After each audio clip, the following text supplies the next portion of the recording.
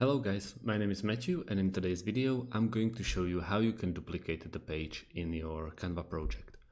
First of all, we want to go to, let's create a design. I chose video on this part, and then I added just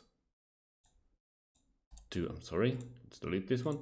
I just created 2 pages from the basic videos I got for free from Canva. I'm not using Pro or Canva Pro at the moment.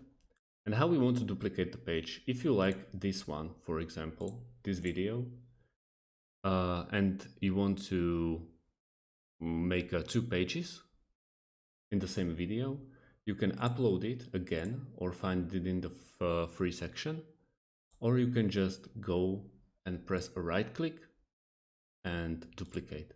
There's a shortcut, it's Ctrl D, and you can duplicate it all time you want. You can add a text, different shadings, different stuff you want. And I think that's pretty easy. And thanks for watching, and see you in the next video.